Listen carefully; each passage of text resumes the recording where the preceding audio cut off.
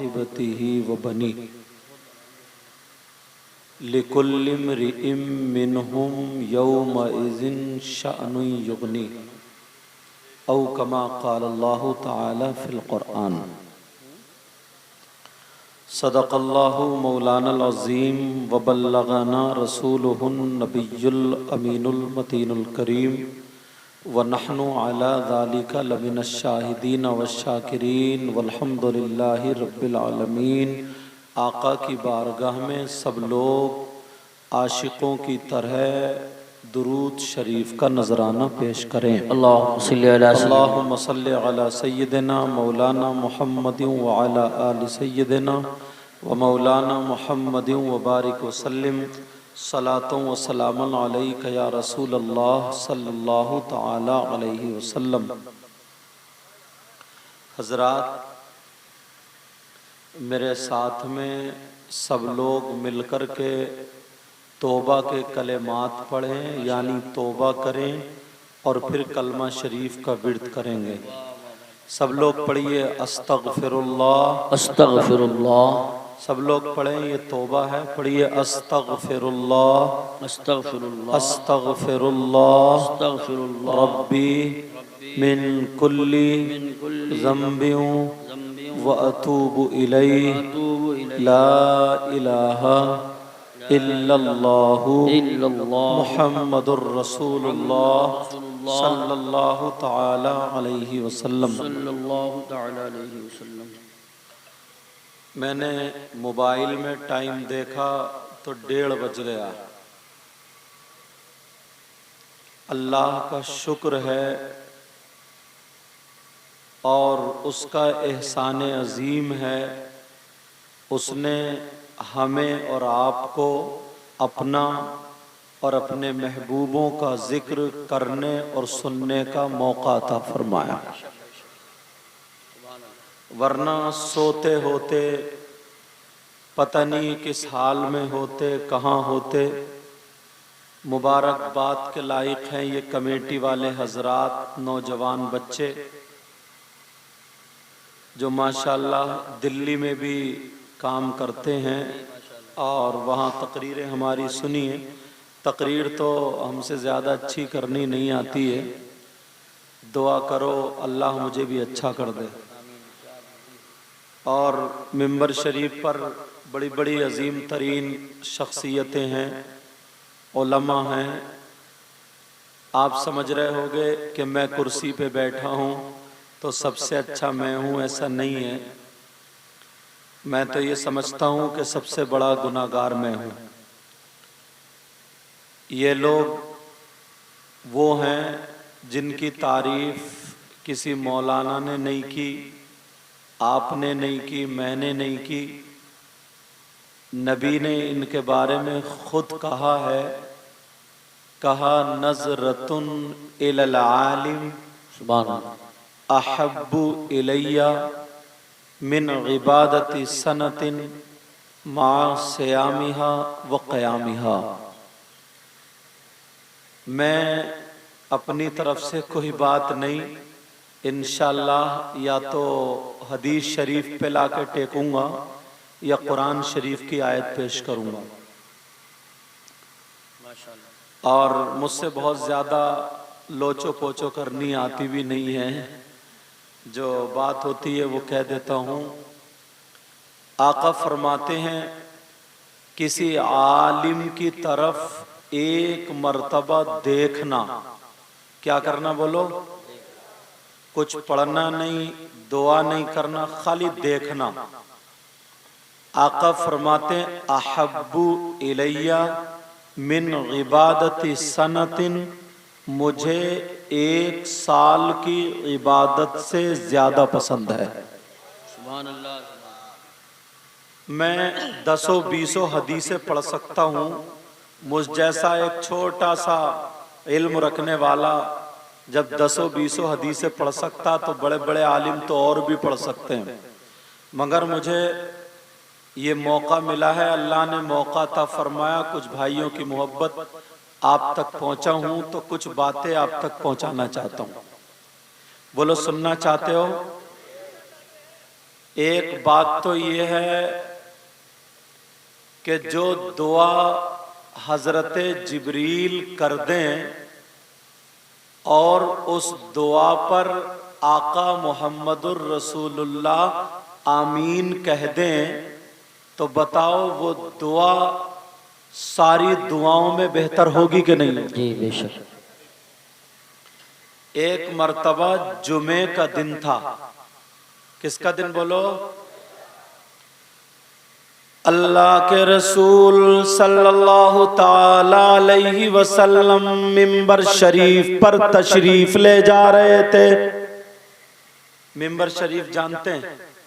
वही जिस पे खुतबा पढ़ते हैं चढ़ के, ठीक है?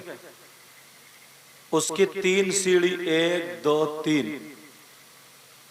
जुमे का दिन आका मिंबर शरीफ पर तशरीफ ले जा रहे थे।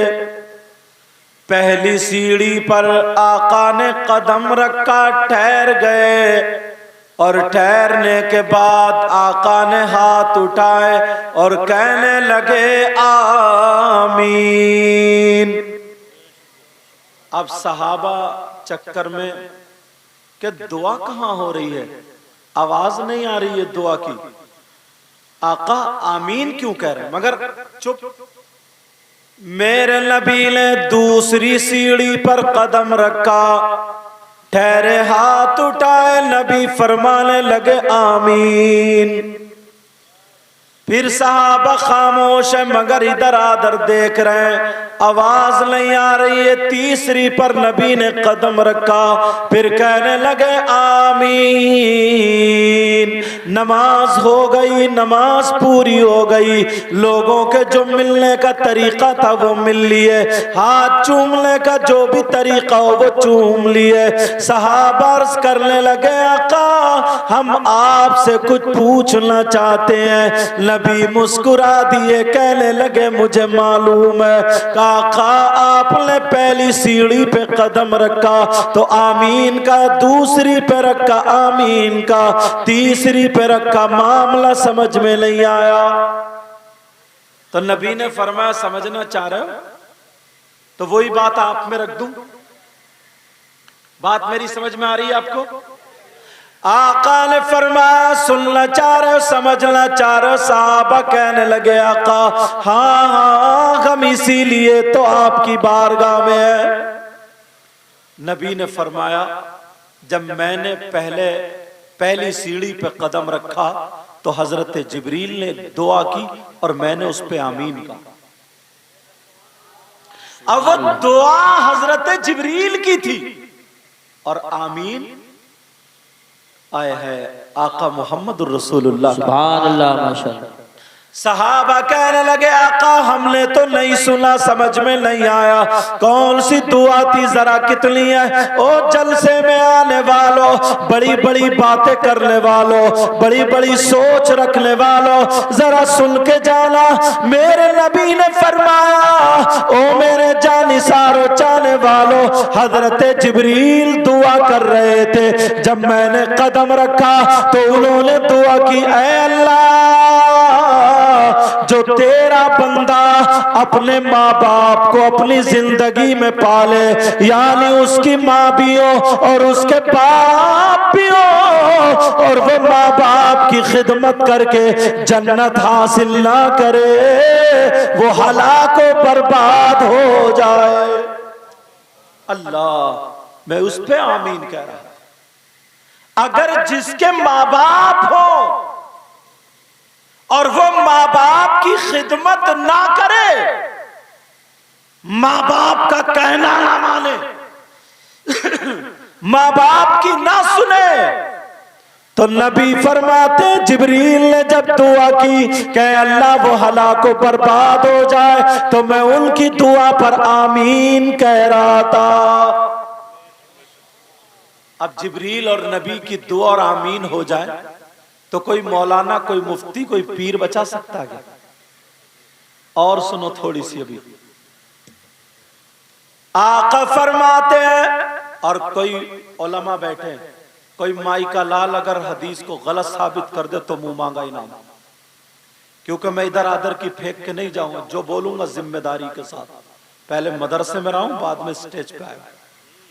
अल्लाह गुरूर तकब्बुर घमंड रिया से बचाए। तवज्जो है ना। आका फरमाते सलासा,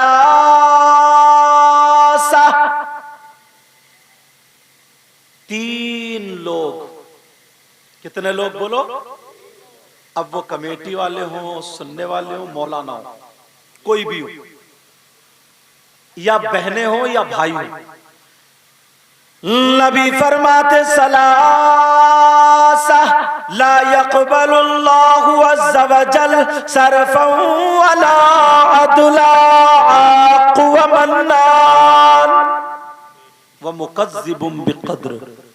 आका फरमाते हैं मेरी उम्मत में 3 किस्म के लोग ऐसे हैं, वो कितने ही जलसे कर ले उनका जलसा कबूल नहीं। अब सोच रहे होगे यार बड़े बुरे फंसे, कितनी नमाजें पढ़ ले, नबी फरमाते कितनी नमाजें पढ़ ले उनकी नमाज कबूल नहीं। कितने रोजे रख ले रोजे भी कबूल नहीं। ज़कात दे ज़कात कबूल नहीं। हज करे हज कबूल नहीं। नारा लगाए नारा कबूल नहीं। तकरीर करे, नात पढ़े, दुआ करे, कोई भी इबादत काबिल कबूल नहीं। ला यक़बलुल्लाहु अज़्ज़ा वजल सरफ़न वला अदला आक़ु व मन्नान। नबी फरमाते 3 किस्म के लोग ऐसे जिनकी कोई इबादत काबिल कबूल नहीं। कमेटी वालों ने मोहब्बत से बुलाया या आपने बुला, कहीं ऐसा तो नहीं हम में भी कोई हो? उन चीजों को खोलूं अगर हो तो आज तौबा करके जाए। चाहे हम में हो या आप में हो, पूरी दुनिया की बात गलत हो सकती है मगर नबी की बात गलत नहीं हो सकती। और इसलिए साथ में हदीस भी चला रहा हूं, अरबी भी पढ़ रहा हूं ताकि बात पुख्ता हो जाए। नबी फरमाते हैं 3 किस्म के लोग। कौन वो गुनाहगार है, कौन वो सियाकार है, कौन वो खताकार है, कौन सा काम करने वाले हैं, वो काम कर ले तो अब नमाजें भी उनकी कबूल नहीं, रोजे भी कबूल नहीं, ज़कात भी कबूल नहीं, फर्ज कबूल नहीं, वाजिब कबूल नहीं, नफ़ल कबूल नहीं, मुस्ताहब कबूल नहीं, कोई भी इबादत काबिल कबूल नहीं। कौन सा गुनाहगार है? अगर इजाजत हो तो खोलूं? जी जी। मुझे पता नहीं है आपके क्या कारनामे हैं, आपको पता नहीं है मेरे क्या कारनामे। सही बात। मैंने तो एक साफा बांध लिया, चमकता हुआ कुर्ता पहन लिया, तुमने कुर्सी पे बिठा दिया, समझ रहे हो ये तो बड़ा नेक बंदा। और वो मैं जानता हूं कितने बड़े करतूत हैं। आप आए, हाथ चूमे, नारे लगा, नोट दे गए, मैं समझा बड़े नेक इंसान है, मगर पता नहीं क्या कमी। कौन सा ऐसा गुनाहगार है, कौन सा ऐसा खताकार है कि वो नमाज पढ़ रहा है, रोजे भी रख रहा है, जलसे भी कर रहा, चंदा भी दे रहा, ले भी रहा, मगर उसका कुछ भी कबूल नहीं हो रहा। आज इस बात को भी हल कर लो, आज इस कांटे को निकाल डालो, आज इस खटक को निकाल डालो। खोल रहा हूं, तवज्जो रखना भाई और बहनें, निकल ना जाए वो बात ज़हन से ना निकल जाए। नबी फरमाते हैं 3 किस्म के लोग ऐसे हैं। नंबर 1 कौन है वो? तवज्जो से सुनना। आका फरमाते हैं अल-आक़ु लिवालिदैहि। नबी फरमाते हैं जिसकी नमाजें कबूल नहीं, रोजे कबूल नहीं, ज़कात कबूल नहीं, वो कोई और नहीं है, वो अपने माँ बाप का नाफरमान। बेशक। मैंने कहा, नाज़िम साहब ने कहा, हजरत ने कहा, इन्होंने कहा, इधर से नारा लगाओ, उधर से, सारे मौलाना बोलते खड़े होके नारे लगा दिए, जन्नती हो गए। मगर ये भी सुनो, अगर जिसके माँ बाप नाराज है वो कितने ही नारे लगाए, कितनी नमाजें पढ़े, कमेटी वालों में से अगर हो कितने ही जलसे करे, मौलाना में में से कोई हो, कितनी तकरीरें करे, अगर माँ बाप नाराज है तो वो उसकी कोई भी इबादत काबिल कबूल नहीं है। इसलिए ये कोई मौलाना नहीं कहता है, ये नबी फरमाते हैं, और जो नबी कह दे वो सच है, वो हक है, और नबी की बातों को मान लेना ही ईमान। बेशक बेशक हक है। सुभान।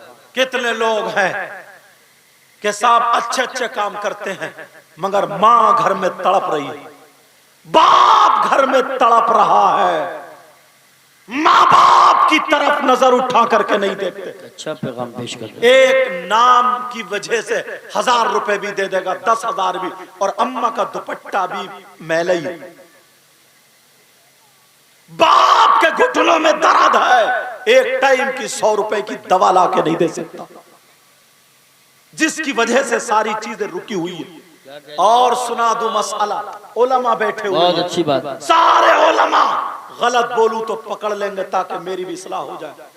मुझ जैसे हजारों मौलाना या और लोग, बड़े बड़े मुफ्तियान किराम, और आगे बढ़ो, हजारों पीर, हजारों मुफ्ती, हजारों मौलाना, नकली की बात नहीं कर रहा हूं मैं, असली की बात कर रहा हूं। इधर लाइन में खड़े हो, एक नहीं हजारों, और इधर तुम्हारे माँ बाप खड़े हो। अगर तुम्हारे माँ बाप तुमसे नाराज है, तुमने माँ बाप को सताया है, तुमने माँ बाप को तकलीफ दी है, माँ बाप तुमसे नाराज है, तो ये हजारों पीर, हजारों मौलाना, हजारों मुफ्ती सुबह से शाम तक अगर तुम्हारे लिए दुआएं करते रहे तो एक की भी दुआ तुम्हारे हक में काबिल कबूल नहीं, जब तक के माँ बाप राजी ना। बेशक बेशक हक है। सुभान। तो अब यहां से पैगाम क्या लेके जाओगे इस जलसे से? आज के बाद माँ बाप को पहला सबक है ये, क्या बोलो? माँ बाप को राजी रखोगे।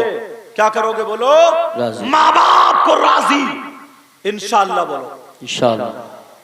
यार हम बड़ी बड़ी बातें कर देते, बड़ा बड़ा बोल जाते, किसी ने तारीफ कर दी, फूल के कुप्पा हो गए, अपने हालात नहीं देखे। तुम्हारे पास है क्या? हजरत अबू बकर सिद्दीक के पास जन्नत का टिकट था, बेशक नहीं था क्या? नबी ने दुनिया ही में कह दिया था अबू बकर तुम जन्नती हो, और नबी जिसे जन्नती कह दे कोई मौलाना रोक सकता है? वाह बेशक नहीं।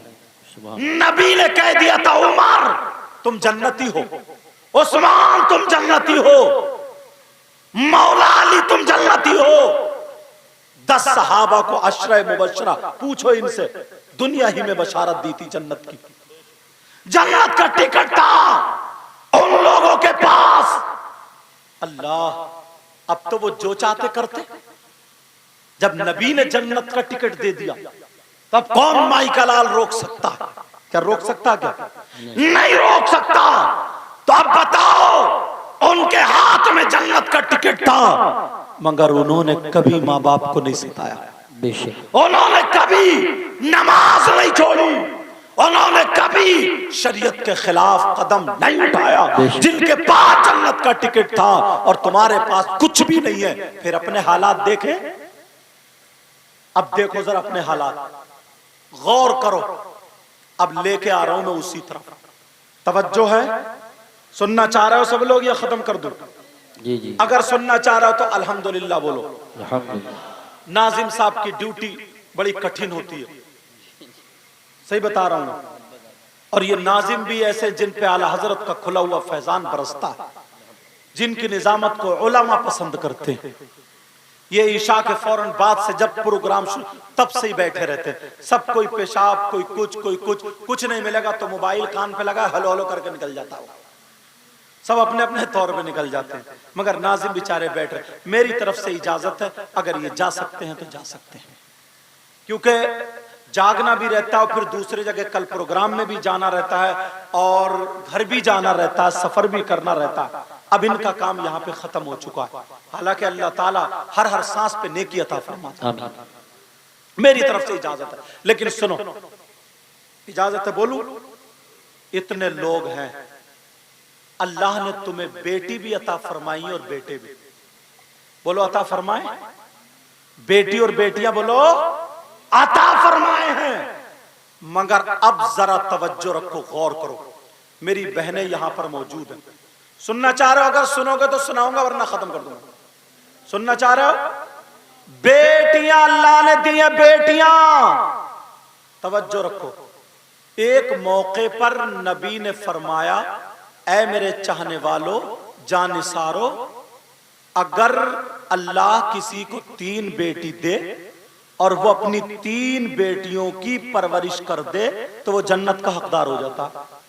सुभान अल्लाह। बेटियों की वजह से जन्नत। एक सहाबी खड़े हुए कहने लगे, आका कुछ पूछू? का पूछो।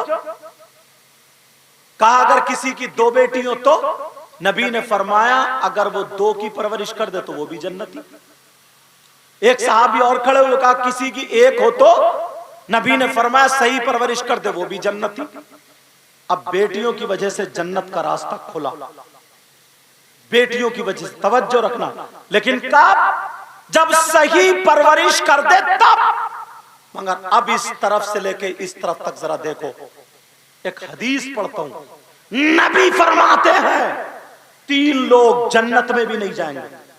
कितने?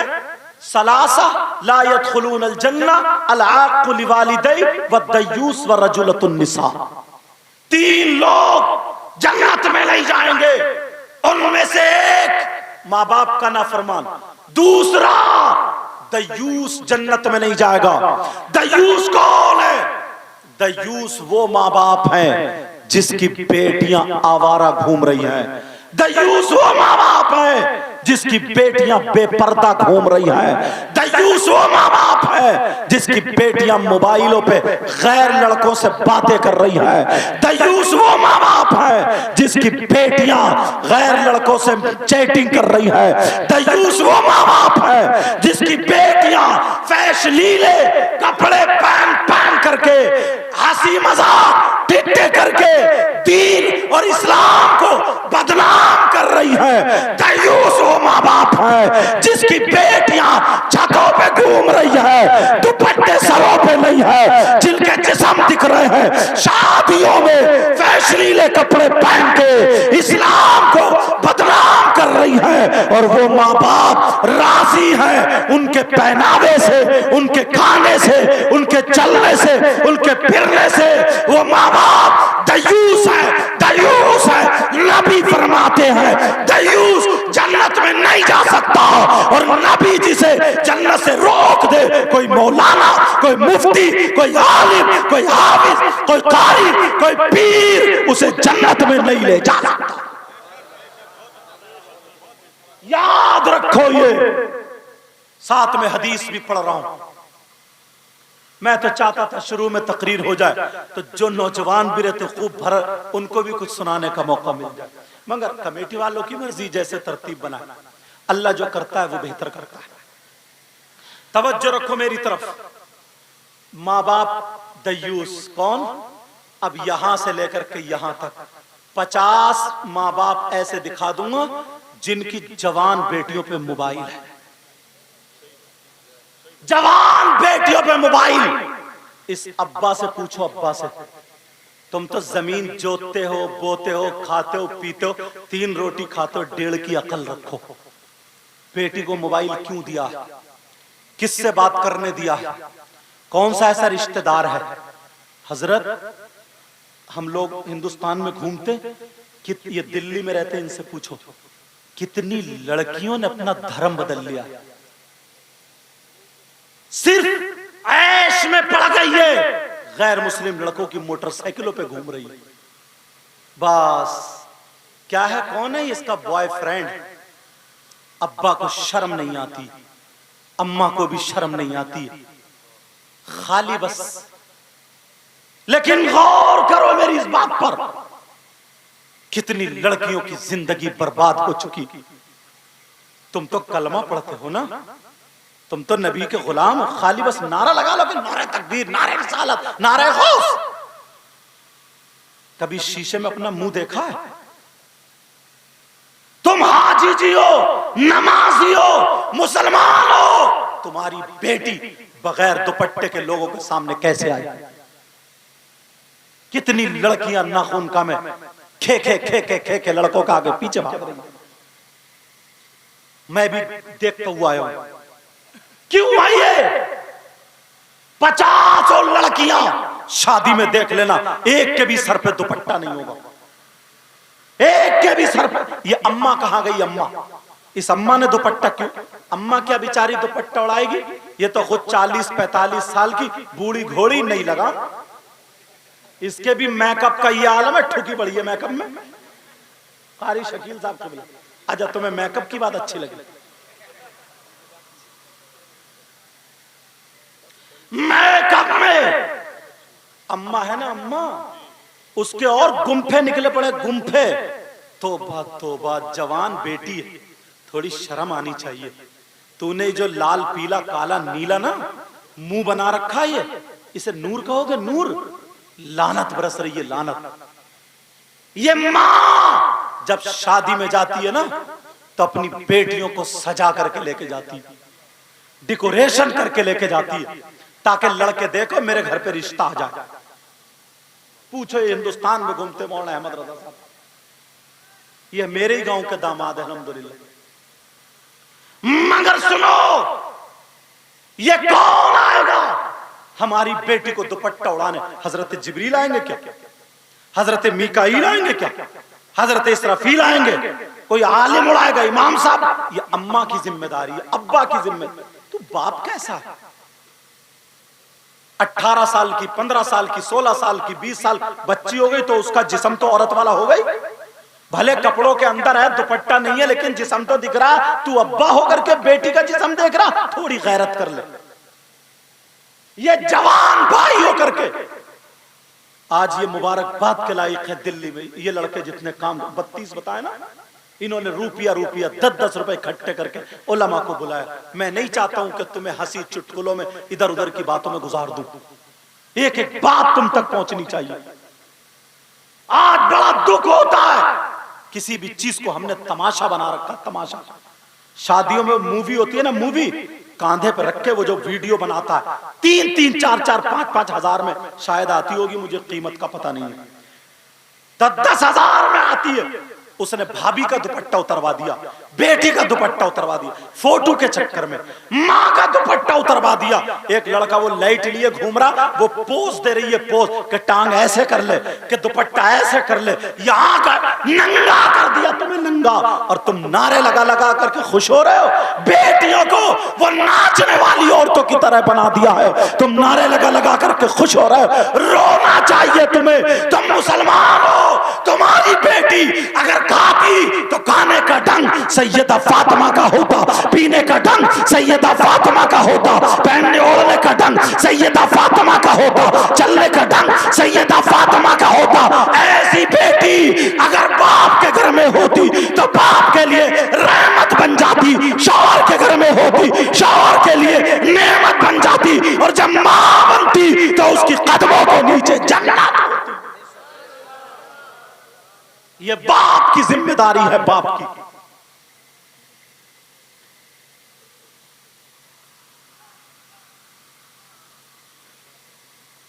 कलमा शरीफ पढ़ो सब लोग, जब तक मैं ये पढ़ूं ला इलाहा इल्लल्लाह।